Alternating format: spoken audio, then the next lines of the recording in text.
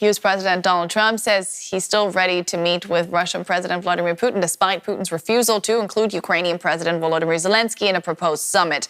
Trump has been pressing for a meeting with Putin as he seeks to secure an end to the war in Ukraine. He's given Putin until today to agree to a ceasefire or face severe economic punishment. The Russian president hosted his Emirati counterpart in Moscow, but the meeting was overshadowed by the possibility of a sit-down with another leader. A reporter asks him about the appropriate place for a summit with Donald Trump.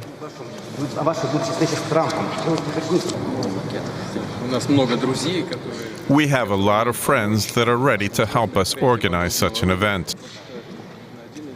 Here is one of our friends, the President of the United Arab Emirates. I think we will decide later, but this could be one of the suitable venues.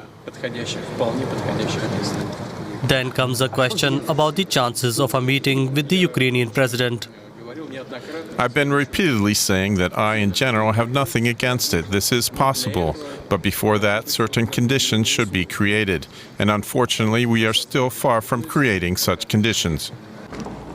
The announcement of an in-person meeting between Putin and Trump comes a day after U.S. envoy Steve Witkoff met with Putin in Moscow.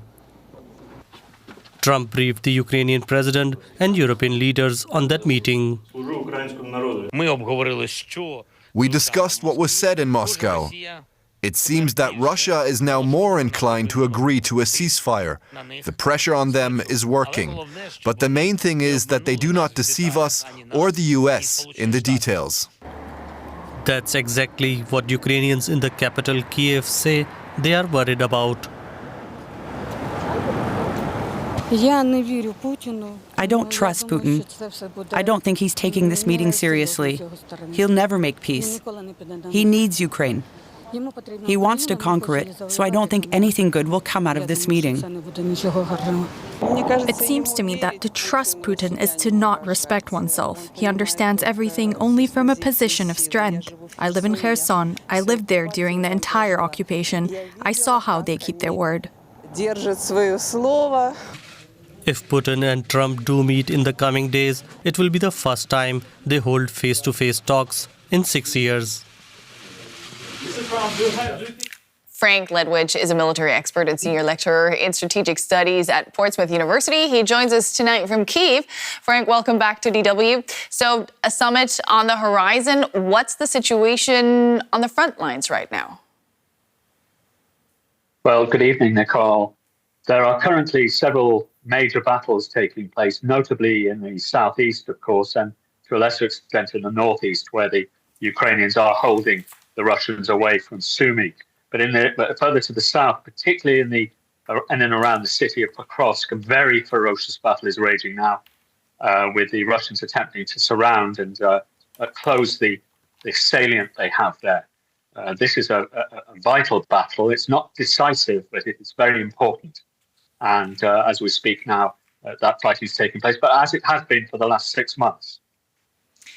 It does sound like Russia still has the military advantage, though. What is Moscow's incentive to stop, then?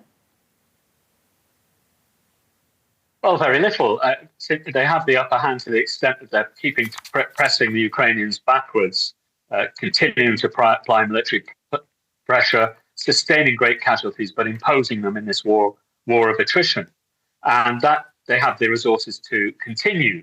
The Ukrainians, too, though, are likely to continue to hold them off. The incentive, to the extent that Putin has any, to come to some form of settlement in the near future, as the ladies said there on the interview, are fairly limited. Perhaps something like these secondary sanctions may have some impact on the economy. But as it is on the battlefield, there's very little incentive. And I think most people see these talks more in very slight hope than any kind of expectation, it's fair to say. We have been hearing about the possibility of a frozen war and that this could be either the aim or, an outcome of the Putin-Trump summit if it were indeed to take place. What have you been hearing? And is this something that Ukraine would be willing to accept? Yeah, that's really interesting. We heard Donald Tusk talk about that today. And as I was speaking to some fairly high-level officials in the last couple of days, I did hear those words, frozen conflict. Now, Ukraine doesn't want that, and Europe really shouldn't want it. It would constitute for both parties there a bleeding ulcer.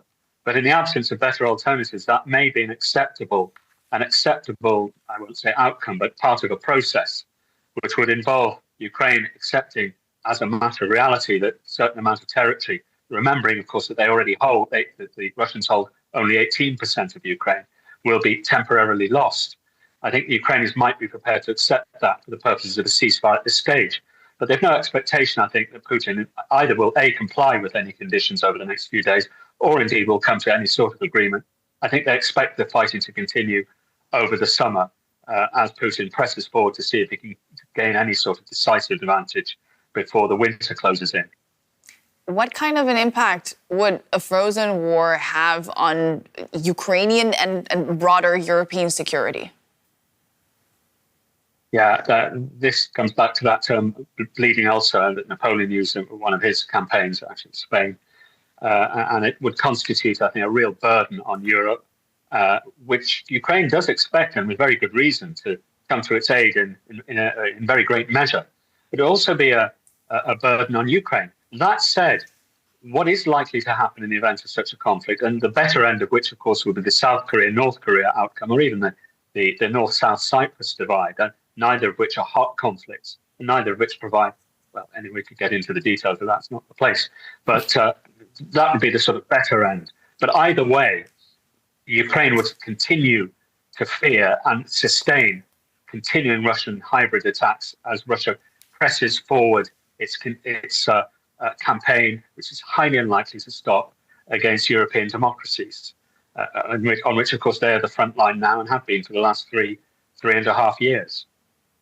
That was Frank Ledwidge, military expert and senior lecturer in strategic studies at Portsmouth University and a friend of DW's. Of course, thank you so much for coming on the show again.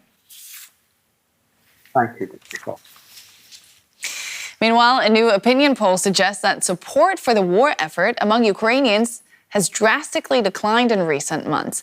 According to the latest numbers, 69% of Ukrainians now favor a negotiated end to the war as soon as possible, while only 24% support continuing the fight until victory.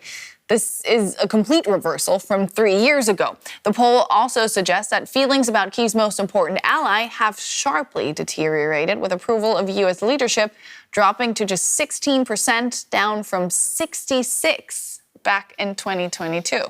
Another notable finding relates to attitudes towards long-term Western integration, which have become more pessimistic. According to the poll, only 32% of Ukrainians expect their country to join NATO within the next 10 years, down from 64% in 2022, and only 52% now think Ukraine will become an EU member soon, compared to 73% 3 years ago.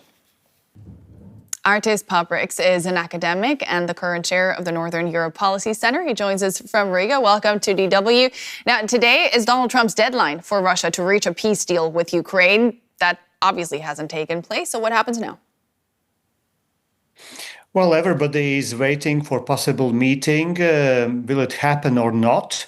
And what will be the outcome? And I already can suggest that if President Trump meets with President Putin, then it will be a big Russian and Kremlin diplomatic victory, because this is what Russians always wanted, to be on the equal footing with such a large country as United States. And Russian diplomacy always liked to have decisions made about other countries above the heads of these countries. It was, I think, for Germans, it is quite clearly a repetition of history of, for instance, Stalin-Hitler pact. So what's Putin's endgame here? Does he want to buy time? Does he just want a photo op? Does he want to show goodwill to the U.S. president? Well, it's obvious enough, but the goals actually of President Trump and Russians might assist to each other, because Trump was promising his electorate and United States that he can stop the bloodshed. But he did not tell anything about preconditions and anything about just peace. While Russians, of course, are ready to stop this war at this moment because they are also running out of resources. But for them, it's important, first of all, this symbolic meeting, and secondly, that they can keep those territories which they conquered, and they can get lifted sanctions and to sell again their gas and oil to other countries, including also our allies, our Western countries. So in this case, they might come to agreement, but this agreement in this case would be not a just agreement. It would be on the expense of Ukraine. It would give huge benefits to Russia, allow it to return to international society. But in the short term, of course, it will look as a victory in both countries, in Russia and also in the United States. From the Ukrainian perspective, what would be the best case scenario, a positive outcome of a Trump-Putin summit if, in fact, it does take place? I would say that Ukrainian interests are very much aligned with interests of international justice or law community and also of Europeans. It would mean that it's not only ceasefire, but there is a good fundament for a just peace between Ukraine and Russia. That would mean that there is a perspective that Russia could leave those occupied areas, if not today, then maybe a bit later. And it would not automatically grant Russians return into international community after all what they have done. And at the same time, for Ukraine and also for Europeans, it would be highly relevant that Ukrainian integration and cooperation with Europe would continue. But that could be reached only in a way where we are supporting a victim and not a perpetrator. And at this moment, it is not always so clear. Whom do we support as a West? Now, the Ukrainian President Volodymyr Zelenskyy has said from the very beginning of this conflict, we can only find a resolution if we talk on the presidential level. He's been pushing for a meeting with Putin. Putin has stood him up before. Now Putin says he rules out direct talks with Zelenskyy until certain conditions are met. What are those conditions? Well, I believe that Putin and Kremlin is following the old tradition, what I mentioned before, to agree with other strong participants about the possible outcomes. And then, when it is decided, then he would be ready to meet with Zelenskyy and simply tell what we big boys decided.